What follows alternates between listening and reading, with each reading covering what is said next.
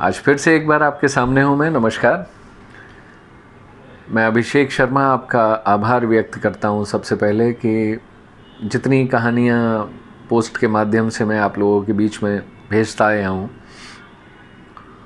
उस पर आपकी जो प्रतिक्रियाएं मुझे मिली हैं, व्हाट्सएप पर जो संदेश प्राप्त हुए हैं, कुछ लोग कॉल करके बताते हैं कि अगली बार किस तरह की कहानी सुनना चाहते हैं। बहुत अच्छा लगता है, मेरा भी उत्साहवर्धन होता है। और मेरा ये प्रयास है कि छोटी छोटी कहानियों के माध्यम से, कथाओं के माध्यम से, बातों के माध्यम से मैं आपको कुछ पुरानी बातें जो हम लोग भूल गए हैं वो याद दिला सकूं, और एक नई एनर्जी हमारे पास आए और हम जो भी काम करते हैं वो अच्छे से कर सकें। तो आज जिस बारे में हम बात करेंगे वो है संगठन।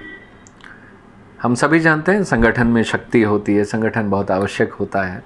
क्यों आवश्यक होता है और हमारे मानव जीवन में संगठन का क्या महत्व है, इसके बारे में एक छोटी सी कहानी, एक छोटी सी कथा, एक प्रकरण मैं आपके सामने रखता हूँ। एक बार क्या हुआ, एक आदमी था हम लोगों की तरह, अपने संगठन से, ग्रुप से वो जुड़ा रहता था, हमेशा बड़ा सक्रिय रहता था और सब उसको जानते थे, बड़ा मान सम्मान मिलता था। एक दिन अचानक किसी बात पर वो निष्क्रिय हो गया, इनएक्टिव हो गया। उसने उस संगठन को छोड़ दिया, सबसे मिलना जुलना बंद कर दिया, अकेला रहने लगा, संगठन से दूर हो गया। कुछ हफ्ते निकले तो अचानक से जो ग्रुप लीडर था, संगठन का मुखिया था, उसने ऐसा सोचा कि आज बड़ी ठंडी रात है।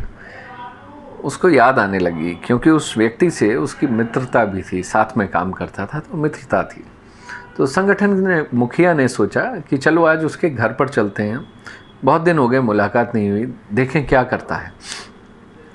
तो वो मुखिया उस व्यक्ति के घर गया। मुखिया ने देखा कि वो व्यक्ति अपने आंगन में बैठा हुआ, सर्दी की रात में आग जलाए बैठा था, अलाव लगा हुआ था और हाथ ताप रहा था। उसने मुखिया को देखा, शांत रहा।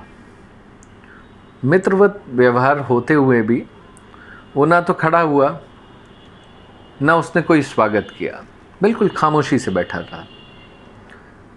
दोनों मित्र थे, एक दूसरे को समझते थे, चुपचाप बैठे रहे, आग की लपटों को अलाव के इधर से उधर होता हुआ देखते रहे।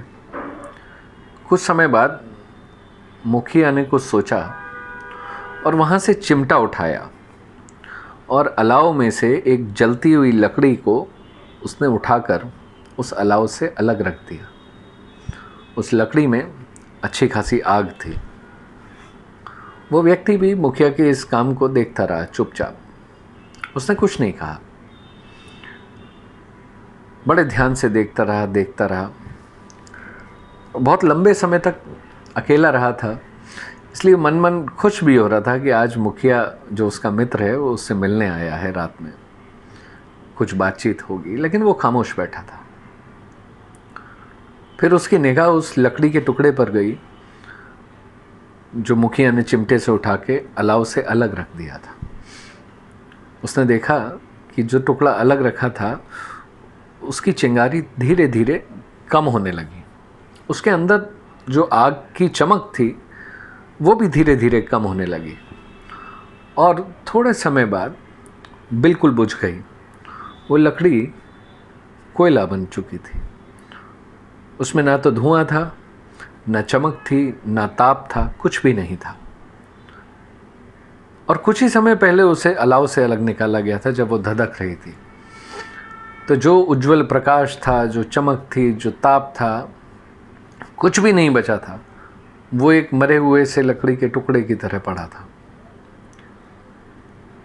इस बीच में क्या हुआ, दोनों मित्रों के बीच में खामोशी से देखते देखते बातों का आदान प्रदान हो रहा था।